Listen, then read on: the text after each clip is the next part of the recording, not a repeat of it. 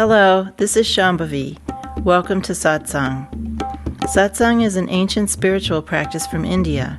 It means being in reality together. I give Satsang live every Wednesday and Sunday night in Portland, Maine. This Dharma talk was recorded during one of our Wednesday night gatherings. Please visit jayakula.org to learn more about the teachings. You can find video satsangs on Jayakula's YouTube channel, and my books are all available on Amazon.com. Much love to you, wherever and however you are.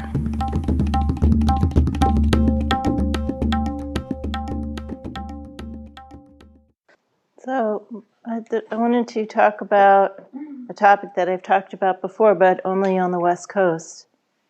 And it's important. We have folks, and it's important to understand a particular term that we use in Jayakula, which is crucible. So some of you may or may not know that Jayakula is run almost entirely by volunteer, what we labor, seva, we call that, service. This was a decision that was made by the community back in Oregon to do that. We had some community meetings and that was discussed, and then the larger mandala of people decided that they wanted to give it a go, see if we could run things using seva alone. And at that time, we formed a kind of coordinating body that is called the Crucible. So the Crucible is literally a group of people, and now there's a Crucible on the West Coast and on the East Coast. And it's usually, between 5 to 8 or so students of Jayakula. Some are initiated, some aren't, who are responsible for the different areas that need to get taken care of in Jayakula. So things like overseeing or coordinating the cleaning and the setup of teaching spaces and keeping things supplied, doing our some bookkeeping and money stuff that needs to be done. That's another task. Doing communications like with the newsletter, or just communications to the mandala, overseeing, coordinating technical problems. And then there's also a position on the Crucible for people who plan and coordinate events, fun stuff. I was the one that came up with the name The Crucible for that governing body. And then, of course, everybody on the West Coast at that time wanted to know, well, what do you mean by crucible? Why are we calling this the crucible? There's a kind of an incense burner that I'm very familiar with. It's called a ding, and it's a crucible. It's a little three-legged, usually some sort of ceramic or porcelain, and you burn incense in it, and you also make offerings in it to ancestors. You can put food in a ding, cooked food, just like in our Hindu tradition, we would put food on a plate or in a bowl or something, and we'd offer it at puja. In the Chinese tradition, they use these little dings, and they're called censers also. The ding is, I think, the Chinese word. So I learned about these from the person that taught me how to do divination, and that was the first image that came to mind. So the immediate or sort of primordial meaning of a ding is an offering. That you're offering your heart and your activity through working on the crucible. You're making an offering. You're making an offering to the other people in the community. You're making an offering to God, same thing. You're making an offering to the teachings, same thing. You're making an offering to the teacher, same thing. That seva, of course, is often translated as selfless service. But that isn't the way that I think is most useful for us to translate it in a tantric tradition, because there's no such thing as selfless. There's no aspect of reality that is without self. So to say that we're offering selfless services kind of doesn't really compute. More, we would take our cue from the Bhagavad Gita, which says that whenever you do anything in the spirit of seva, or of yagya is really the more traditional word. Yagya means a fire sacrifice, and this relates to the second meaning of crucible. But that you are self offering to self.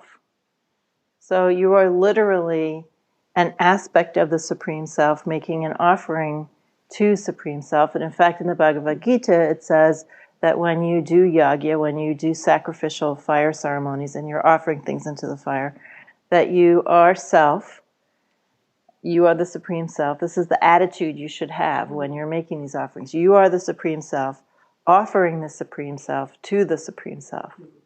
Now, this is the more non-dual way of looking at seva. The word yagya brings me to the second meaning of crucible, which is a smelting pot. A pot in which different substances that are separate are burned and join and create something more than the sum of their parts. So the crucible has, in the Hindu tradition, in the Chinese tradition, in the Dzogchen, all traditions like this, a meaning of an alchemical vessel where you are mixing substances and you are burning their separation, which is exactly what we're doing, right? We're burning our sense of separation through the tapas, the heat of our sadhana. Tapas is a word that means heat. It's often translated as austerity, but, who's being austere? That's another question. But when we do sadhana every day, we are burning karmas. We are doing something that requires effort, that's difficult. And of course, in the Kali Yuga, it's said that we're so incompetent spiritually that even simple things are very, very difficult for us. So, but we're doing tapas all the time just by doing any kind of spiritual practice. So crucible is in metallurgy, which is very much related to alchemy, is a container that can withstand very high heat. And that in that container, you can make things that are separate come together and form something new in a magical way. When we are working together as a community, we are doing that. We are having all these different personalities and all these different karmic zones bumping into each other in the crucible of Jayakula. And there's a lot of melting and burning that goes on. So what we say that the crucible does, and when I say the crucible, I mean this team of people that sort of coordinates stuff on the West Coast and the East Coast both, is that the language that we use in Jayakula is that they are holding the crucible. So they are the crucible, but they are also holding the crucible, meaning that they are contributing in a conscious way toward giving Jayakula itself the best opportunity to itself be a crucible. If we were like many, many other spiritual communities where there's just a loosely knit group of people, so that loosely knit group of people has a name, that's called a sangha. You hear that use a lot in Buddhist communities more than in Hindu ones. It's not really, even though it's a Sanskrit word, it's not really used much in Hindu communities, but Sangha as opposed to mandala or kula, which we use the words mandala and kula. So Sangha is more loose-knit, right? People kind of come and go. There's not a whole lot of organization. Or the organization is really much more about getting things done than it is about doing sadhana, right? It's just kind of an administrative necessity, right? There's no sense that, or there's less sense that the administrative work is in and of itself sadhana. And there's not so much of an attempt to hold a community in a kind of container so that these alchemical processes can happen, right? Although we are very loose in the sense that we have no members. Anybody from any tradition can come and partake of these teachings. People can come and go as they like. No one's ever, chastised if they want to go. And no matter what their attitude is in general, they're welcome to come. So in that sense, we're very, very loose. But in another sense, our whole community is doing an awful lot of work together to hold the sense of a crucible in which awakening is possible. So it's interesting that we have this much looser quality in terms of coming and going, and then we have this really strong quality of this crucible that everybody who sticks around benefits from and feels. If you want to do sadhana, you have the container to do it in here at Jayakula, for sure. And this is why we have 50 people out of however many are in the greater mandala doing an hour or more of sadhana every day. This is really extraordinary. Some people, of course, are doing much more. Some people are doing 2 or 3 or even more hours of sadhana a day. But pretty much everybody is doing, those sort of 50 core people are doing an hour of sadhana a day, and that's very, very special. And that is happening because we have this sense that there's a container for that there's a support for that, right?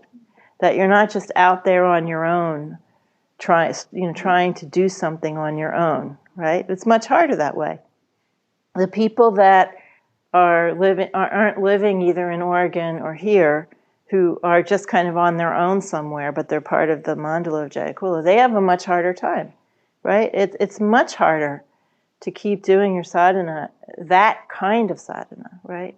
We're not talking about 15 or 20 minutes of sitting and relaxing, we're talking about people doing, very traditional kinds of sadhana. So that is difficult to do if there's no context for it. And in a sense, the crucible is that context. That idea of burning and of smelting and of this alchemical process also relates to how we relate to each other. Everybody in the community comes to understand that the community is sadhana. And in our board of directors, and in the crucibles themselves, and with the people who participate in seva, in the different areas coordinated by the crucible, I emphasize over and over and over again that there is no reason to be doing any of this other than to wake up. So some people, when we get to the administrative part or the coordinating part, suddenly go into ordinary mindsville. Oh, that's this other work that we're doing. And they bring to it all of their ordinary mind values and ways of doing things. And so it's taken us many years to get people in a different mindset. That there's no value to Jayakula in and of itself. The only value to this organization, or to having any organization, is if it helps people to wake up. If I thought it wasn't helping people to wake up, it would be disbanded in 10 seconds flat. In fact, sometimes it's a burden for me, but I see clearly how much it's helping everybody to collaborate to keep Jayakula going. That is actually helping people. That work that we do together within that crucible is helping people to wake up. Heat is created in those relationships between people. People are constantly having to get their fixations mirrored to them. They're also getting support and learning how to work together in a more elegant, graceful way. Learning how to drop some of their tensions when working with other people.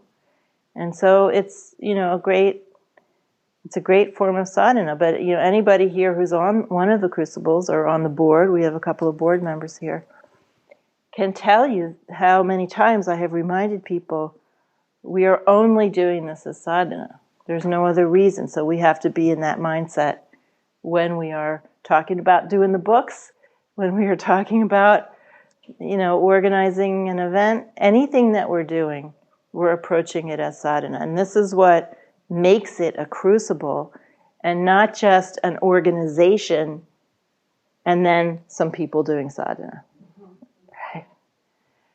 I have absolutely no interest in having an organization. And as far as it's benefiting people, that's my only reason for continuing it. It seems to be benefiting people a lot, so I'm sort of tied to it, despite myself. So a couple of other definitions of crucible that I've already touched on, but I'll make more explicit. A crucible is often used to mean a situation that forces people to change in some way or to do difficult things. There's an energy body that's created when we have a community like this of people doing sadhana together. And that energy body it's a samskara, it's a pattern, right? It's a habit pattern that we share as a group. Just like you have other shared karmas, other shared samskaras like gender, living in the United States, the family that you came from, your ethnic background, whatever. Those are all different group samskaras that you share with other people. Same thing when you have a spiritual community, especially one that is working together as tightly as this one is. There is an energy body, there's a shared samskaras, shared patterns, hopefully ones that are actually leading us to wake up and not in the other direction. And we have momentum. So that momentum creates a kind of a challenge for people. If you're in a community where people aren't working together so tightly, where there aren't such high expectations for people working together, and where people aren't doing so much sadhana, then you can kind of slink around and, get away with whatever you get away with, right? Yeah, you can slink. Where's Atmika? Speaking of slinking. She's upstairs. She's not sick. Oh. When you are, just like any other group that you belong to, that has this group energy body, group karma, when you have that with the spiritual community, then you're supported to go in that direction, but you're also challenged to go in that direction, right? If you tell someone, a fellow student, oh, I just don't feel like doing practice anymore, I stopped, there would be a lot of response to that. Right? Or if you just stopped cooperating, if you just started acting like you're your own little atom rolling around in space, everyone feels that. Everyone groks that because there's an actual energy body happening. And if one finger decides to run off on its own and do its own thing, and wall itself off, everybody feels it, and then there's a response. Right. So these are all ways in which there's challenge that happens because of the momentum of the community, of all of us working together in this way. Even though I said that we have the crucibles, meaning these groups of people. And I also said they are holding the crucible, meaning a container for the whole community, a place where people actually can practice and learn how to collaborate. There are kind of different layers of crucibles. It's not just those things. So for instance, the teachings themselves could be thought of as a kind of a crucible.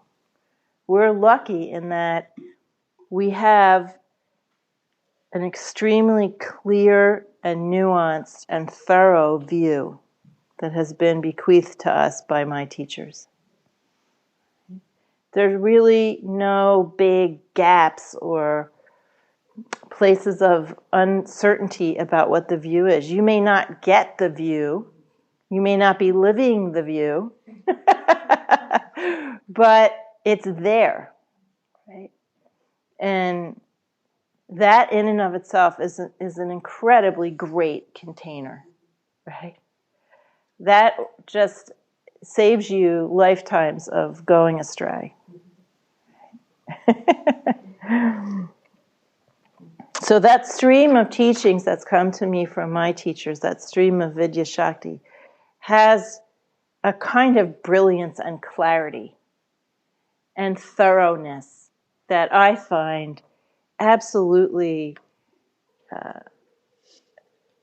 in my own life, a crucible for my own life and for my own practice. Something that I can absolutely rely on beyond a shadow of a doubt. And that's a rare thing to have. The relationship with the teacher, with me, is also a crucible. If you choose to utilize it, because that's totally up to you guys, not up to me. And that means that there is a container there for you to recognize yourself, for you to work with your fixations, for you to experiment and discover what it means to be human, to make mistakes, to try out new things. So that's another important crucible. This is someone talking about their relationship to Ma, Anandamayi Ma. A highlight of my stay with Ma was my personal interview, during which I was alone with her except for the presence of an interpreter. Facing Mataji, I felt as though I was mentally stripped naked. It seemed to me that she could see into the innermost recesses of my mind. I asked her to tell me what the chief obstacles of my spiritual path were. In response, she revealed to me some glaring shortcomings. This is sounding familiar, I'm sure. Of which I had been hitherto totally unaware. What she said was in no way flattering. In fact, it was painful. But Ma said it so compassionately, although firmly, that I did not feel condemned. I realized what true loving detachment was. So having that spiritual friend with that detachment who can actually tell you things that you need to hear and not be just trying to manipulate you into liking them, that is a very important crucible to have in spiritual life. This is a conversation between a devotee and Amma, the hugging saint. I don't know where I got this, but the devotee said, "How lucky we are to have come to you, Amma. When we are with you, there is only bliss." And Amma said, laughing, "Don't be so sure of that, children." You are all sick now. You all have wounds that are infected. Amma will squeeze those wounds to get the pus out. She will make your small mistakes look big. Then it will hurt a little.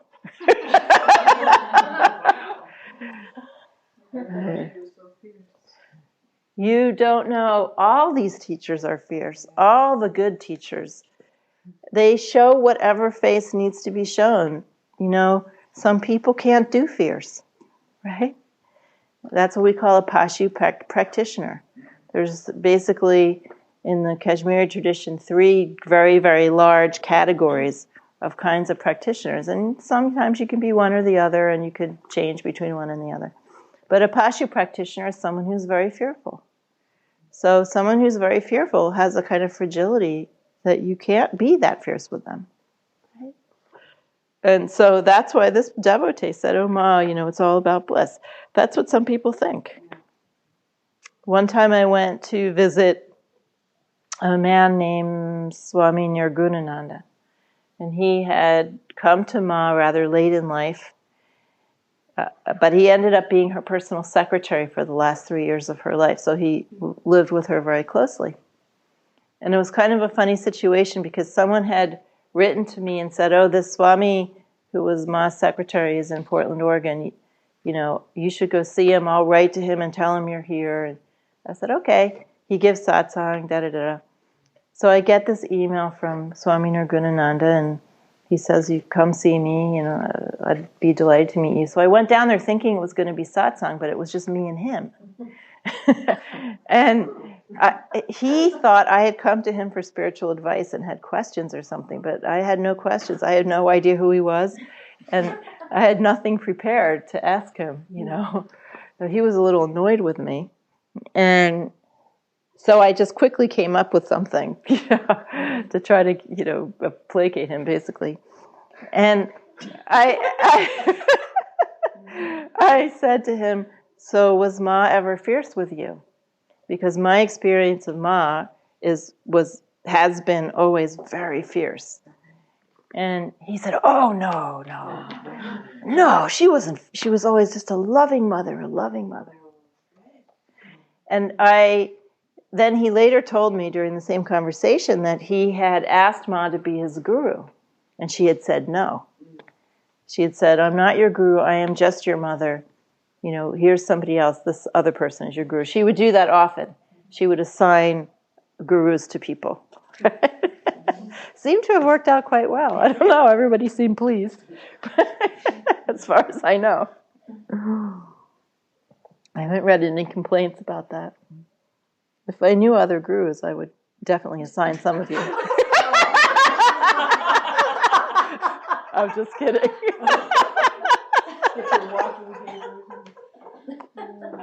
I'm just kidding. Smaya, don't freak out. It's just a joke.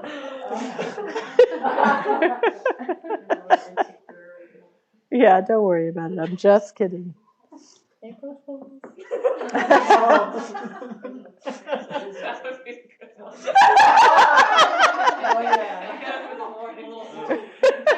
You all have little envelopes.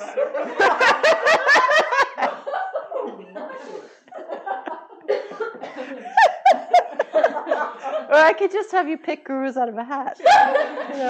Just write random names of other teachers on little slips of paper.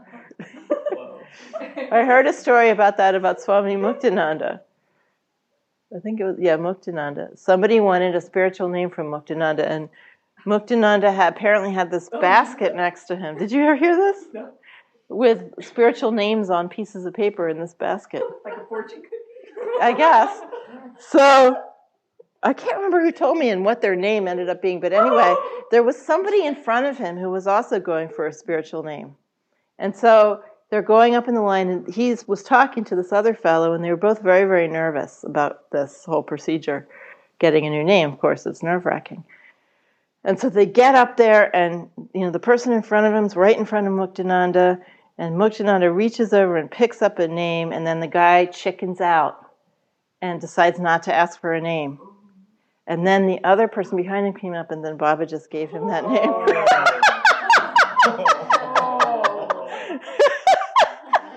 So that's how he got his name. Did he like it? I think he did. I think he was fine with it. So Ma said that in terms of the crucible, we can either burn with knowledge or melt with devotion. So both of those are functions of the crucible, right? Burning and melting. So we can either burn by seeing what's really happening, seeing reality directly, and having our false concepts or our limited concepts burned through that direct experience of knowing. Or we can melt those karmas through devotion, through a devotional feeling. And both of those things will happen. Devotion is not, as I've said to you, most of you, many times, devotion is not the realm of the bhakta. Bhakti is a movement that started in the 18th century in India. It was a reaction to the kind of absconding of all religiousness. The upper classes just sort of stole Hinduism from the lower classes. And so bhakti is this very personal relationship with God that no one can really steal from you. And it was characterized by, a lot of emoting. You have to understand that for the Brahmin class in India, the idea that you need an intermediary to communicate with God is very powerful. Mm-hmm. Even contemporary younger Indians have occasionally said something to me like, if I said, well, we're doing a puja for something or other, they'll say, oh, who's doing the puja for you? As if we couldn't do our own puja. Or even an individual puja, saying that I was going to do some sort of puja just by myself. Who's doing it for you? So this idea that you have to hire a professional ritualist to do something. Now, of course, there are very, very elaborate pujas that you do have to hire, unless you want to study for 15 years how to do it. Then you can be a pujari. The pujas that I know how to do are quite simple. but they still serve for most of the basic functions that people need. But if you want to do some elaborate ancestral puja or something else, there's like pujas for relinquishing religious traditions from all past lives and stuff like that.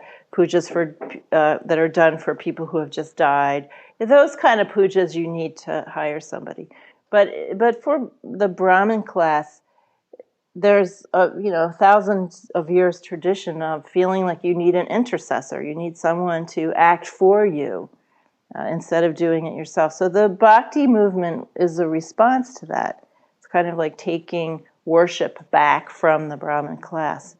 And yet, some people think that there's this distinction between Jnana Yoga and Bhakti Yoga. They think that there's some distinction, like there's people who just do Jnana Yoga, that direct recognition, that there's people who just do Bhakti. That is false dichotomy. If we remove those words from their historical meanings in terms of like specific movements, everybody needs to see, and everybody will experience devotion. Those things will happen in everybody. You have to see reality. That's what it's about. You have to see who you really are. That's self-realization. And when you do, devotion is automatically produced. You automatically express and experience devotion the more directly you see reality. This is absolutely just built into nature, and it's got nothing to do with any historical movements. So both of these aspects of spiritual experience, direct knowing, direct understanding, direct realization, and devotion, are both aspects of the crucible. They're both how we experience the relinquishment of our limited perspectives, our limited karmas, our limited patterns of body, energy, and mind. And then finally, the last way that we express crucible in this community is through hosting. That's very, very important, and I wrote something about that on Slack, but I don't know how many people know this because I don't ever remember when I talk about something or who's there, but hosting has been important to me since I was a little girl. And it's just something that I came in with, this idea that we should create a good space for people who come to our home, and that we should just serve each other. I lived in a really interesting neighborhood growing up. My parents didn't have much money, but they were what I now call the bohemian class. So both my parents were artists. We didn't have a lot of actual cash, but we lived in a way that, we had a lot of cultural capital. So my parents had friends that had money, and they were educated and things like that. We lived, because we didn't have cash, we lived in a fairly working collar, like white collar, blue collar, Roman Catholic neighborhood. That was very traditional at the time. It was pre-Vatican II. And there was a Catholic school that all the kids in the neighborhood went to, and all the nuns still wore full habits. And the parents didn't use birth control. Most of the families had between 6 and 15 kids. I mean, they were huge families. And lots of drinking and domestic violence, and that was kind of a crazy neighborhood. And then there was another neighborhood that was sort of directly abutting the neighborhood that I grew up in, that was more middle class and had more Jewish people in it. We were the only Jewish people in the Roman Catholic neighborhood that we lived in. So we were kind of like this outpost, right? And then there was this sort of middle class Jewish neighborhood that abutted it, where my aunt lived. They had more money. Her husband was a slumlord. So, and that neighborhood had housekeepers, maids, that were by and large African American. And they would come on the train from this poor urban neighborhood that was some miles away on this little suburban commuter train that stopped a block from my house. And then they would get off the train and go to the middle class neighborhood and clean houses there. But we had this incredible mix of class and race and culture and religion going on. And I was extremely aware of this. It fascinated me, it upset me. The way people treated each other was very upsetting for me, and the prejudice, and I was just very aware of all this stuff. And I remember when I was about 5, I decided to serve the housekeepers that were coming off of work and getting back on the train to go back to their probably apartments in the city. And so I made lemonade, and I got a little tray, and I put little glasses of lemonade on the tray and walked down the hill to the train station and served these women lemonade. So this is something that has been kind of in my blood since I was a little girl. So that way that we prepare the space for people, that we welcome people, that we not just welcome people to teachings, but that everybody who sticks around in this community understands that everyone is welcome here, that this is not a club, there's nothing exclusive happening, that no matter how weird or creepy anybody you think anybody is, that they come in the door, you are going to try to open your heart and welcome them. That is a very, very important part of this crucible that we are holding, not just for ourselves, but for anybody who shows up. And we have the understanding that whatever anybody gets from the teachings is good. If they're here for 5 minutes and they got something out of it, that's good. If they don't understand much, but something is seeping in somehow, even though they're never really going to engage deeply, that's fine. And then there might be people who come along who, are going to be like instant resonance. That's fine too. But regardless of anybody's condition, we are always trying to open our hearts and serve everybody in the same way. Because when we are helping people to realize by just making them comfortable, and feeling welcome, that's helping them to realize, even if it's just a fleeting experience for them. We are helping to create more cause for them to self-realize, even if it's not right now, even if it's, down the road, lifetimes. So that's the crucible talk. I'm going to stop there.